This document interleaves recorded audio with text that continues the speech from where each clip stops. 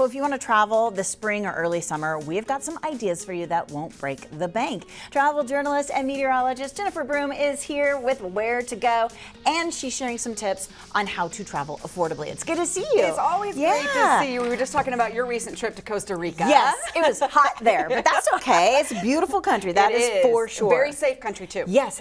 Absolutely, very safe. Okay, so put that on your list, check that out. But maybe you want to stay in the United States. I know Florida's a good spot. Yeah, and a lot of folks like to go to the Gulf Coast of Florida, and I totally understand that. But I want to take you to the Atlantic side because there's so much history there. We are starting out in St. Augustine. Ponce de Leon, when he first saw what would become the United States and become America, that was 1513. Oh, cool. This is the fort there in St. Augustine. It is such a cool thing to do. And if you really want to get that combination of history with your trip, absolutely consider this area right around Jacksonville. Okay, didn't know about that. In northeast Florida.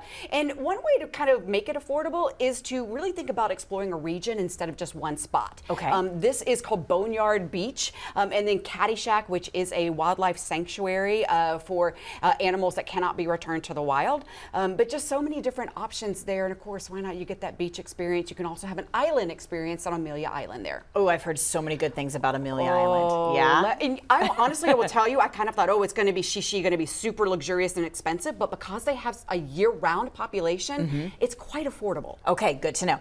What about national parks? Where should we go this spring or summer? This is the year to go to Death Valley. Oh. And partly because of the phenomenon that's happening. It is just such a spectacular place there in California. Badwater Basin, 282 feet below sea level. Well, there is a lake there right now. Because of Hillary, Tropical Storm Hillary last year, all the storm systems that have moved throughout the winter has created this historic lake. So you want to get there before it evaporates. Also, we're into wildflower season there right now. So it's kind of a unique thing that you can experience in one of the typically driest places on Earth. I have camped at Death Valley. I did that when I was a kid, and it's definitely something to check out. Very cool. Very cool. Okay, what about if we want to, get to the desert? Well, one of my favorite places is Lake Powell. Okay. And you really love Lake Powell. Oh, yes. It is so spectacular. You may remember, of course, they had the significant drop last year. They are recovering, but I went because I really wanted to go to an area called Rainbow Bridge National Monument. You can only get there on a guided tour. Yep.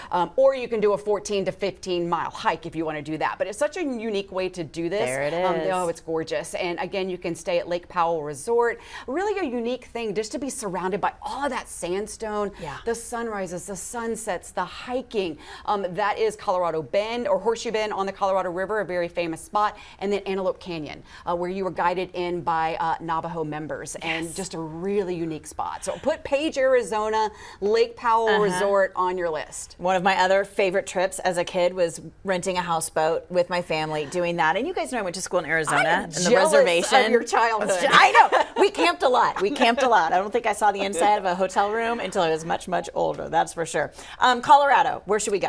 Well, a lot of folks kind of think, oh, I'm going to go to a ski resort or a ski town, but those can be a little bit more on the pricier side. And if you think about some of the towns that are not those, that are some of the more historic towns, for example, Glenwood Springs. Okay. This is an area where you can go and do a phenomenal hike. This is Hanging Lake. Wow. So I did this a few weeks ago. In the summertime, of course, you're going to not have the snow, but then you can also go to Iron Mountain Hot Springs and really turn this into a wellness experience. It's not too far from Aspen. It is about 35 minutes from Aspen. It's right off of I-70, but it is that place where you can go, and they have the World Springs area, which is replicating 10 different famous hot springs around the world. Okay. So a very unique spot. And then you can stay in history. That is the Molly Brown Suite. Remember the Titanic? Yes. Unsinkable Molly Brown.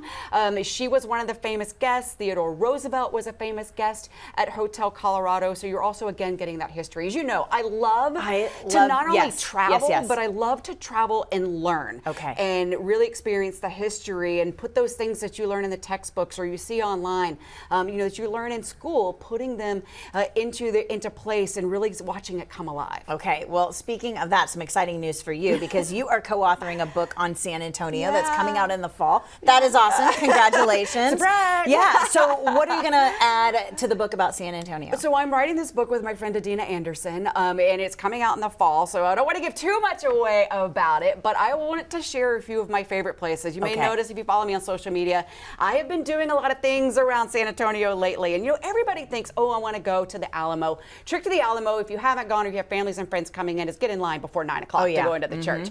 But so underrated are the other missions. It's a UNESCO World Heritage Site. And I just sometimes think that people forget what's here. Another area is Camp Hot Wells. That's also the Hot Wells Ruins, which is a famous wellness resort back in the late 1800s and early 1900s. Phil Hardberger Park is one of my favorite outdoor spaces in areas. And I'm giving you some things that are free. I always love free fun. But I think it's one of the underrated spots. If you haven't done the Sky Bridge and haven't walked on the land bridge, it's just so surprising that you get this massive oasis in the city, and you're doing things like going right over Wurzbach Parkway.